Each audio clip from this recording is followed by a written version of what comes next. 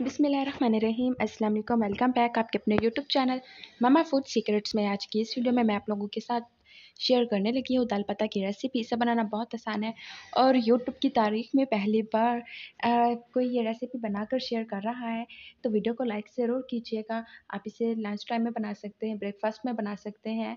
बच्चों को बहुत ज़्यादा पसंद आने वाली है। बच्चे बेसिकली दाल से दूर भागते हैं, अगर नाम सुन लें तो उनकी पेट में दर्द होनी शुरू हो जाती है। अगर आप इस तरीके से बनाएंगे तो बच्चे भी मांग मांग के खाएंगे। तो सबसे पहले मेरे पास ये दाल है जिसे मैंने अच्छे तरीके से धो लिया है। बिल्कुल प्रॉपर तरीके से मैंने इसे धो लिया है और मैंने कुछ देर के लिए इसे पानी में भिगो के रखा था ताकि ये सॉफ्ट हो जाए। उसके बाद मैंने इसके अंदर घी ऐड किया है। नॉर्मली घी जो घरों में कुकिंग के लिए हम यूज़ करते हैं वो। तो अब उसके बाद मैंने इसके अंदर प्याज ऐड कर देना है। प्याज मैंने इसके अंदर बिल्कुल पिसा हुआ ऐड किया है और फिर उसके बाद मैंने इसे अच्छी तरीके से चम्मच से मिक्स कर लेना है, हिला लेना है मैंने इसे। और फिर उसके बाद हम बाकी का काम करेंगे। यहाँ पर प्रॉपर तरीके से मैंने इसे हिला लिया है और यहाँ पर लाइट गोल्डन कलर आ चुका है, मुझे ऐसा ही कलर चाहिए था।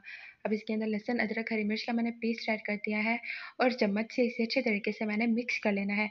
इसकी मिक्सिंग करने के बाद मैंने थोड़ा सा इसे फ्राई कर लेना है ताकि लहसुन अदरक और हरी मिर्च का जो कच्चापन होता है वो ख़त्म हो जाए।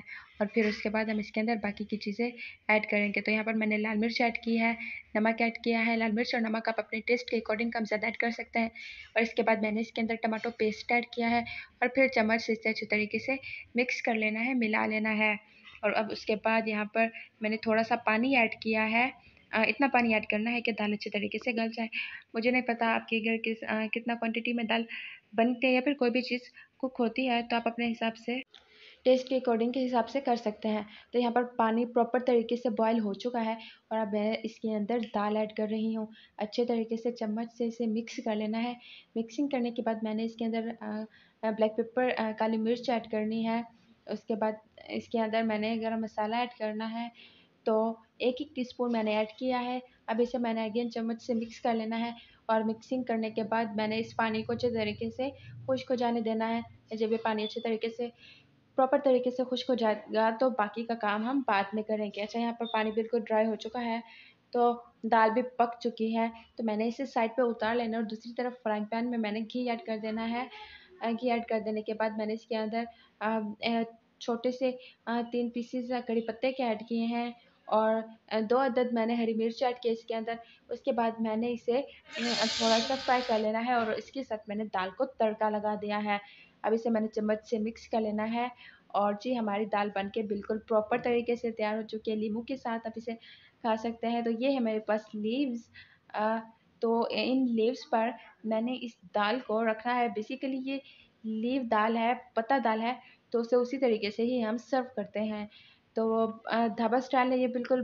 ढाबे पर जब हम कभी जाते हैं, फिर रेस्टोरेंट पे जाते हैं और दाल पत्ता ऑर्डर करते हैं तो इसी तरीके से ही सर्व किया जाता है। तो दोस्तों, आज की वीडियो कैसी लगी? वीडियो थोड़ी सी भी पसंद आई हो तो अपनी फैमिली के साथ, फ्रेंड्स के साथ शेयर कीजिएगा। और अगर चैनल पर नए हैं और अभी तक आप लोगों ने चैनल को सब्सक्राइब नहीं किया तो चैनल को सब्सक्राइब करना बिल्कुल मत भूलें।